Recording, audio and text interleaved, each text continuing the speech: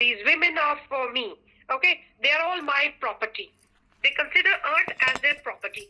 And this anthropocentric, this kind of mindset is known as anthropocentric mindset. uh, Anthroposism has come from anthropology, and this idea says that man considers himself to be the center of the universe.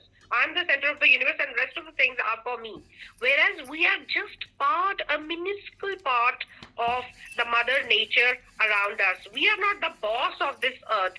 We are just another part of this Prithvi, or this entire planet. But because of a mindset is that whatever is there in this wilderness, I'm wild, I'm adventurous, I'm this and that, we men have to exploit nature, whether it is air, whether it is earth, whether it is water.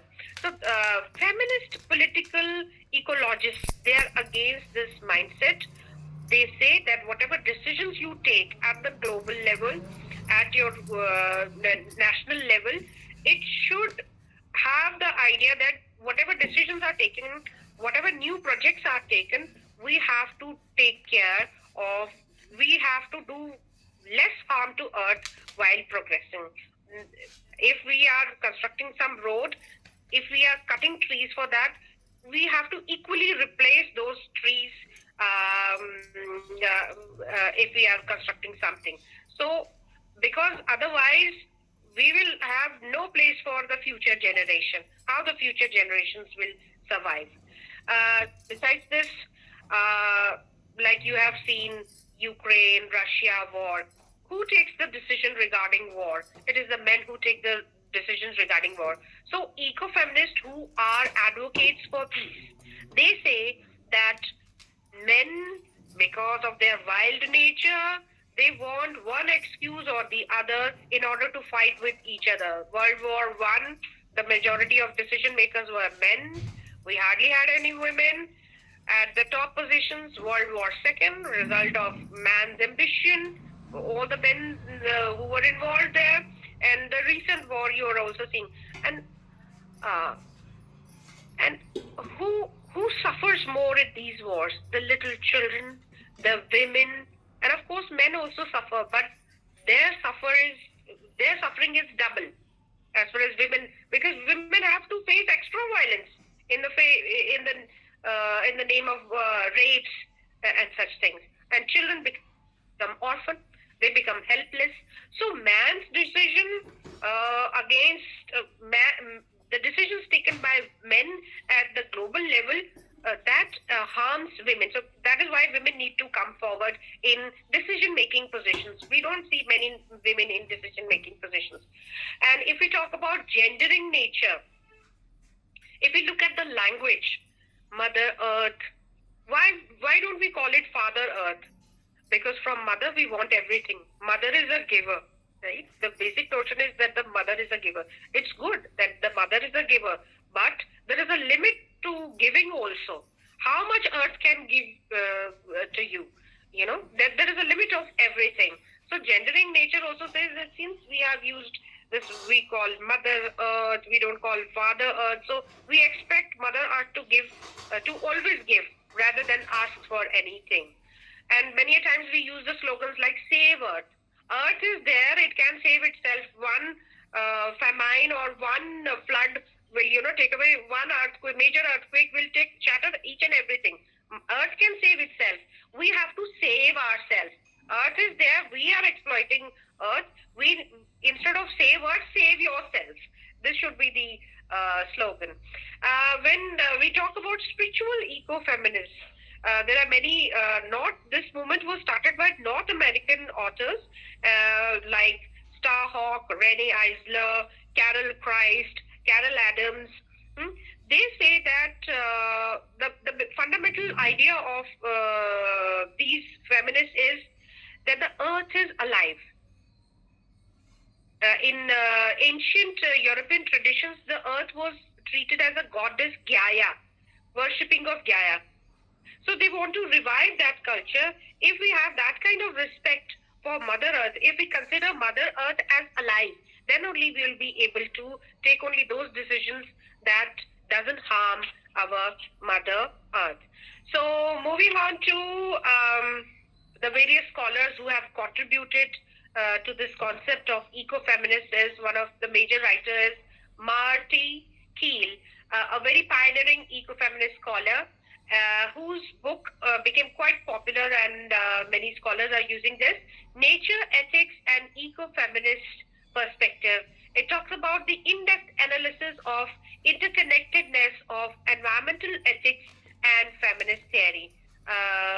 Please move on to the next slide, ma'am.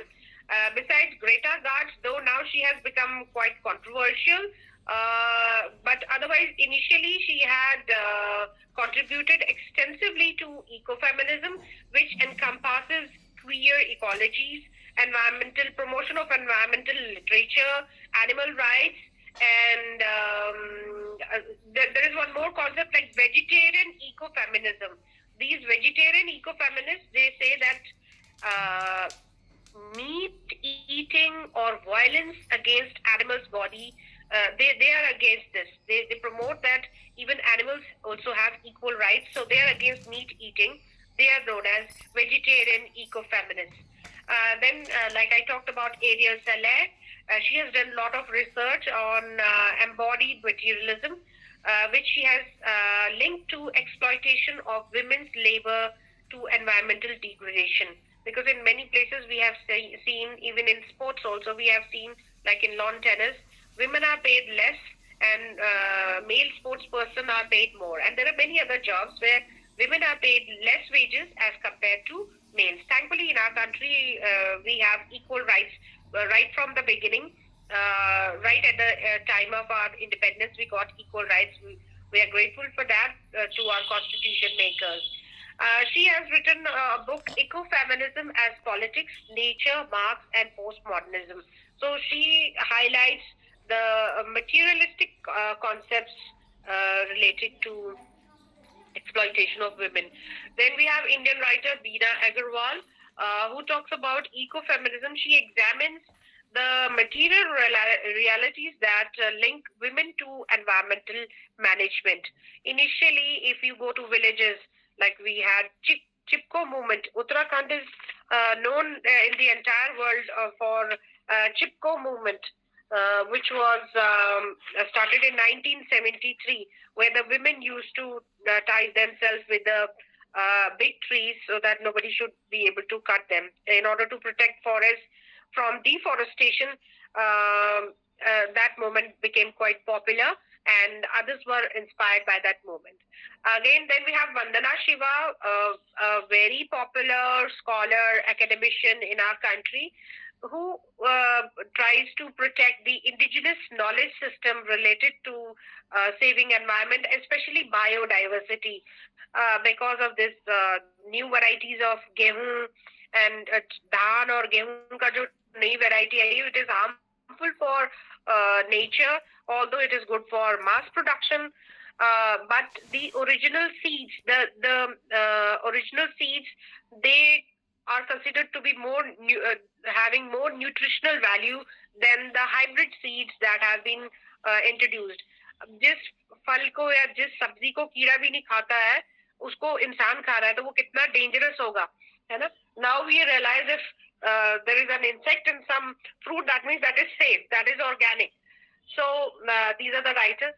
Besides this, we have a very interesting book, Silent Spring by Rachel Carson and Refuge by Tempest Williams. Karen Warren's and Aldo Leopold's Land Ethic is also talks about the ethics of using land, or the plenty or plethora of items provided by land. Please move on to the next slide, ma'am. Yeah. When ecofeminism became popular, many African writers also came forward, and they also claimed that their culture already had all such practices, cultural practices, which were in favor of nature. One of them is Kenya's Green Belt movement, which was started in 1977. A very famous political activist, Professor Wangari Maathai. And it was a rural tree planting program which was led by women. and it helped in prevention of desertification of that area. So in green, under this program, at least 1,000 trees were planted around the villages. Please move on to the next slide, ma'am. Besides this, the major texts are Women and Nature, The Death of Nature, Gyne versus Ecology. This talks about the dichotomy, the binary that we often use in order to describe anything. Then there were movements by Native Americans called Clean Environment. Another important figure in this is Green Party politics and a German Green Party led by Petra Kelly. So there are many women around the world who are working for the protection of environment, and this is all about ecofeminism. Please, ma'am, move on to the next slide. Yeah. When we take the linguist analysis, majority of the culture, ancient texts, they consider earth as a womb. So majority of the texts, since they are written by men, they have always been fascinated by women. So if we only consider earth as a body or earth as a womb, it's good that creation, creator, because whatever seed we sow on earth, it gives us it multiplies that. एक दाना आप डालते हैं, उसके हजारों दाने बन जाते हैं, एक पेड़ से हजारों फल आपको मिलते हैं. So definitely that is why it has been compared to a womb as a creator, women and earth as creator. But then there is a limit to exploitation of the creator. So that is what ecofeminism talks about it. Next, please, ma'am. Yeah, there are many socialist and materialist eco-feminists, some of which I have already mentioned. And these socialist eco-feminists, they talk about overturning the social hierarchies in which women are considered as inferior and males are superior, where males take the decisions on behalf of women and children also, which is not acceptable to ecofeminists. Next, please. Yeah, in Indian context, if we look back to our ancient text, whether Abhigyan Shankuntalam, where we see the main protagonists, the women protagonists, how they are nurturing and caring nature, even the deer, the flowers, the plants. It is full of that sensitivity towards nature. Next, please. Of course, we have a number of Sanskrit mantras in our ancient texts, in our Purans, where women and nature are worshipped equally. If we talk about Shakti, like once Shankaracharya ji, he was initially he was against the worship of Shakti. He was advocating the worship of Shiva. So once he fell ill, and there was a woman passing by, and she was selling curd. वो दही बेच रही थी, दही ले लो एक बूढ़ी अम्मा. तो शंकराचार्य उसको कहते कि माँ थोड़ी सा दही दे दो. वो कहती है आओ, हाँ आओ, आके ले लो. तो कहते नहीं, शरीर में शक्ति नहीं बची है, आप ही इधर आ जाइए. तो वो स्त्री कहती है पूरे भारतवर्ष में शक्ति का खंडन करता फिर रहा है और अभी तेरे से दही लेने की तेरे में शक्ति नहीं है. So immediately he realizes that this must be some divine power, and that was Parvati. And Parvati showed him her actual roop, and then he bowed on to her feet. और उसके बाद ही उन्होंने सौंदर्य लहरी जो है उनका, जब माता का जब उन्होंने रूप देखा, शक्ति का जब उन्होंने वो विराट रूप देखा, तब उन्होंने Saundarya Lahari, very popular text by Shankaracharya ji, Adi Shankaracharya ji, she created that after watching the Swaroop of Shakti. So कोई कमी नहीं. और क्योंकि आप उत्तराखंड संस्कृत यूनिवर्सिटी हैं, तो आप सभी मुझसे ज्यादा संस्कृत मंत्रों को जानते होंगे, which are devoted to mother, which are devoted to Parvati and the various feminine energy of the universe. Please move on to the next slide, ma'am. Yeah, I have already talked about Chip. Next, please. Next one. Yeah. is something very important, which I would definitely take another 1 minute. See, the Western people, they consider themselves superior to rest of the world. So whatever new theories, whatever sometimes they come up with propaganda also कि हम ही है जो ये concept दे रहे हैं, हम ही है जो जिन्होंने ये discover किया, हम ही है eco-feminism. So don't get mesmerized by their fancy terms. We already had all these things. We need to read them, we need to explore them so that we can develop a counter narrative. फिर हम उन्हें बता सके भाई तुम बाद में आए हो, हमारे पास ये पहले से था, and we'll have to revive that. सिर्फ बोल के प्राइड महसूस करने से काम नहीं चलेगा. We'll have to revive that ancient culture which respected Mother Earth. हमें भी उनको बताना पड़ेगा कि ये भी है. इससे होता क्या है, पूरा इनका एक सिलसिला चलता है, फिर उस पे पैसे लगाओ, उस पे हमारी Indian universities they will buy books. So why not we produce those books? Why not we tell them? So this was the purpose. We already had all these things. We need to revive them, work upon them. हमारी गलती यही होती है कि हम बहुत ज्यादा मेहनत नहीं करते हैं. हमारे पूर्वज तो हमें बहुत कुछ दे गए हैं, लेकिन उसका हमें वैल्यू नहीं करते और उसको हम रिवाइव करने की कोशिश हमें करनी चाहिए. So whether it is culture, whether it is concepts, whether it is ideology. तो हमारे यहाँ तो पहले से एक स्पिरिचुअल कनेक्शन विद अर्थ है. सुबह उठते ही धरती पे जब पाँव रखना है तो पृथ्वी को नमन करना है. तो इससे बढ़कर और फेमिनिज्म या इको फेमिनिज्म या एनवायरमेंटलिज्म क्या हो सकता है. So thank you very much I've already taken 3 more minutes. Thank you to all the participants for patient hearing. I hope I made some sense. Thank you to all.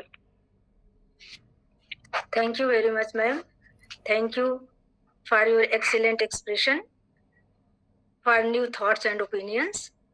Thank you. Ma'am, आपने शाकुंतलम का जिक्र किया तो मुझे उसमें एक प्रकृति से संबंध के विषय में एक श्लोक याद आ गया जिसे मैं कोट करना चाहूंगी कि जब शकुंतला की विदाई हो रही है उस समय कण्व कह रहे हैं वृक्ष वनस्पतियों को संबोधित करते हुए कि पातुम न प्रथमम व्यवस्थिति जलम युष्मास्वपीतेषु या न दत्ते प्रियमण्डनापि भवतां स्नेहेन या पल्लव आद्यः वः कुसुम प्रसूति समये यस्याभवत्युत्सवः सेयं याति शकुन्तला पतिगृहं सर्वैरनुज्ञायता.